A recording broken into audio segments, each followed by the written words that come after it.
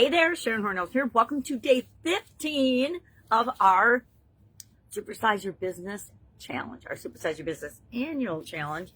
I leave the word out sometimes because I know people hear annual and they're like, what do you mean it's a year-long challenge? Well, yep, it sure is. And this is the 9th year I've been doing it, so I know how powerful it is and how it can work for you by just doing one little thing every single day. Well, today, and this week, we are going deep into the SOAP framework. It's a framework I came up with in 2020 during the pandemic to keep myself moving forward, to make sure I was focusing on solutions and continuing to move forward, even though most of our lives were totally blown up in some way or another. We were either working all the time because our jobs were essential, or we were at home twiddling our thumbs trying to figure out, okay, what am I going to do for 2 weeks, 2 months? Turned out to be more like 2 years for many of us. But some of us remembered that even though the world around us is changing, we have the ability and the personal power to do something positive with it. I've never seen more people's yards and lawns and homes look better than they did during the pandemic. Things that have been let go because we just didn't have the time or energy to do it after working our full-time jobs that had gotten run down or neglected, all of a sudden we're getting fixed and repaired and improved. So there were positive things that came out of the pandemic, but in my opinion, the vast majority of it was nonsense and negative, and manipulation and corruption, yada, yada, yada. All right, so what is step 2 of this SOAP framework process? Options. And the thing we want to remember as we're filling the gap between where we are and where we want to be, because yesterday we said, this is my current story, my current situation, this is what I want it to be. I selected, I don't know if I shared it or not, $10,000 MMR, monthly recurring revenue, in the Supersize school platform, the community that I'm setting up there. Now, obviously, I'm not even monetizing yet, so I'm not there yet. MMR, 0. How do I get from 0 to 10K, $10,000 every single month recurring? That is my challenge. So what I'm going to do is brainstorm today. That's the gap I have to fill, right? 10K. I like it because it's measurable and easy to know if I'm moving in the right direction or not with the actions that I decide to take.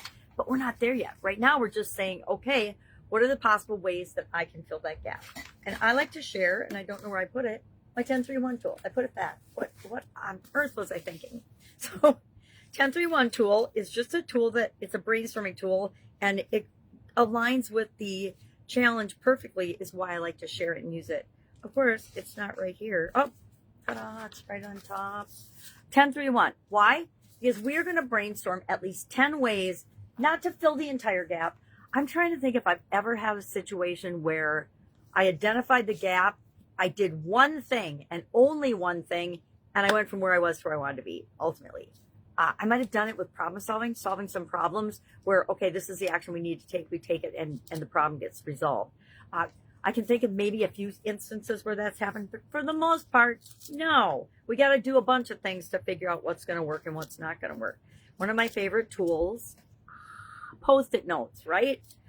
These are actually not all Post-it notes. Some of them are knockoff Post-it notes, or knockoff notes. They're not Post-it notes. They're sticky notes if they're not Post-it notes. Post-it notes is, of course, a trademark name.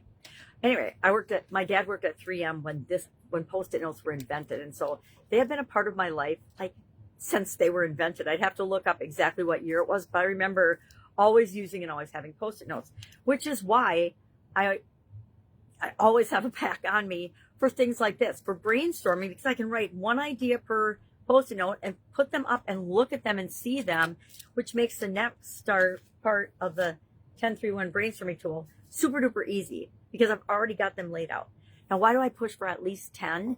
Because as human beings, we have this tendency to think all or nothing. It either has to be this way of achieving our outcome, or nothing else will work. Well, how ridiculous is that? How ludicrous is it for us to think that there's only one way to do things? We know that there's multiple ways of doing things.